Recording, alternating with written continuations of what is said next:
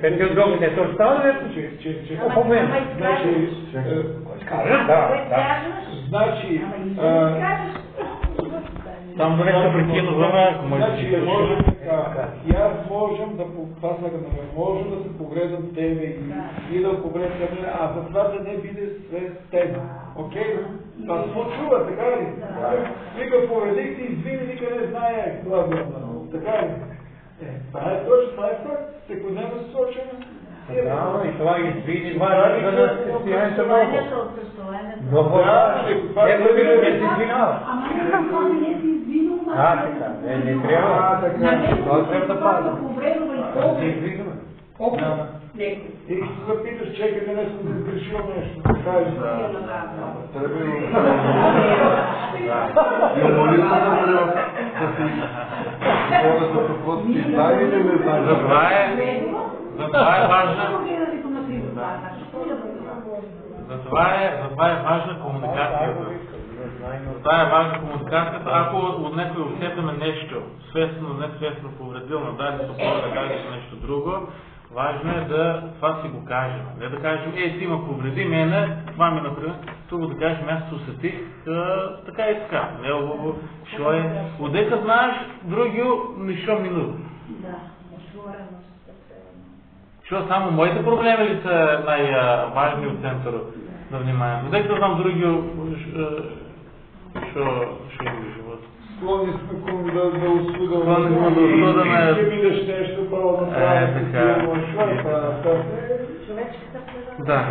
Нека да завършим с това мисля, дека како прво, значи, трябва да бидеме свесни, да му благодаряме на Бога за тај неизкажли дар што ни го даде, да бидеме, значи, ослободени, да биде гревов плат.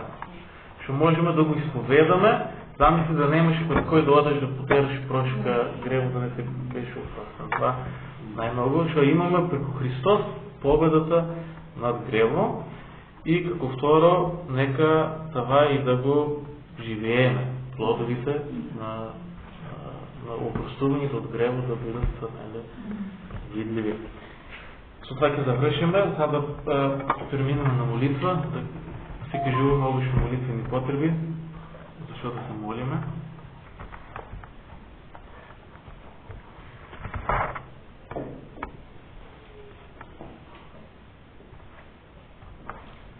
Да се молиме за Григорче. Стоянови, които тя го оставят. После на 20 дни не ми отговаря. Съм пак му отбия и пак телефона на стълница. Я се изцело става. Предадъщо. Да, той още беше и нещо беше. Още беше в салата, чекаше. Вземни нейни на Саричка. На Саричка, защото още на Сара Бегочичка. На Деян Баджинак може да... него ли оправя? Викам, дали вика, чекам да излезе. Да вика да се дообираме и после слабко до 8 сати малко да ги самичка. Утре съм пръва вика на работа, ама все до дека не го имам. Много късно се узнамали, така било, нали? Именно. Kaj voliti za jedno ženičku bofilу, glava ženička, rak, много имала делба за живот. Така дори дома не тяло да се разпекава, да се сеча стая или уна да посепа, да се взева от дома и самия на книгите. Малените деца. По Господ е чудеса. Бofилу. Taj rak ще направи и една моя близка личност от Струмица. Скоро дознаяваме си, веќе е на онкологија за не 2 дена, 6 дена веќе. И се молиме за нея.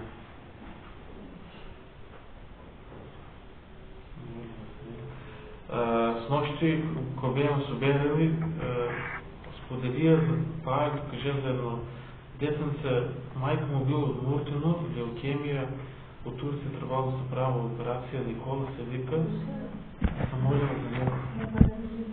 Валентина се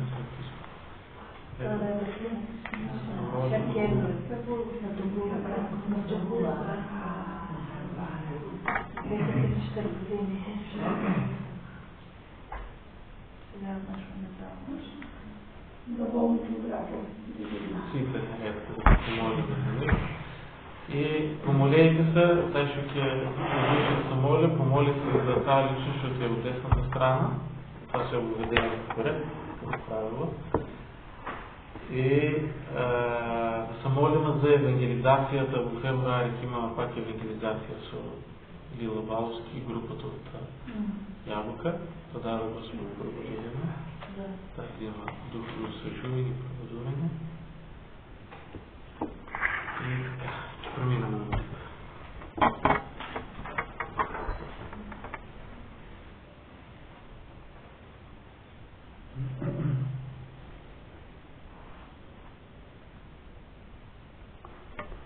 Както на вестните Българи и додаха, и също може да се събере на Бога, Господа в Твое име. Ти си тук, Господи, и ти си света част.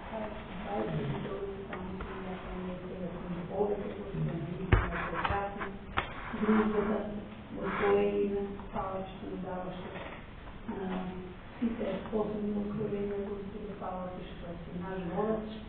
И наистина, Господи, помагай ни да учитаме Твоето даване и откровение, да можем да го споведаме да го практика. Свидейки вера без дела е казано. Затова те моля наистина да видим тук приятели и нижи за Тебе, да людите около нас чувствуваат дека у нас има нещо друго, Господи. И да сакат да го имат и они да иако да го пак не признават, ама сакат, знаат, че е добро. Они още повече знаат какви трябва да видим ние, кои веруваме во Тебе, Господи. Хвала Ти, що Ти го победили гревот на кръстот, на смачка главата, Господи. Хвала Ти, що преко Тебе ние сме победници. Иако наша стара природа се подига, но хвала Ти, що Те имаме Тебе, Исус Христос, за застапник, се молиш и не браниш по своите всеки рани. Хвала Ти, що Твоята кръв има действо да лечица от всеко и нещо да дойде за Тебе, Господи. Хвала Ти, Боже Свети, що си патил истината и животът, що си възкресението. Ти си селото, Господи, все е създадено от Твоята всемощна рака. Все видливо и невидливо. Ние колко можем да видим, а колко не можем да видим, Господи, какви убавни си стоят. Наистина си да изчествам, Господи, достоен за всякога слава и чест. Боже мой, Ти слушна потребите. Има много болни, младички и стари, без разлика на годините, Господи. Посебно сега да молим да молим от рак. Боже, Ти веќе го имаш лекот и секој пат го е имало лекот, но ако е Твоята воля, Господи, Ти ги извлечеш. Те молам, Боже, за младите, Господи. Посебно кој имат още прилика да си живеят с ними, да имат деца да се възпитуват. Твоите Боже, нека биде, Господи, наша желба е да оздравеят, Господи, да ги възпитуват за Тебе. Всека да се чуе за Тебе, Господи, Ти си Бог, изцелител, избавител, Ти си всемогъщ, Ти можеш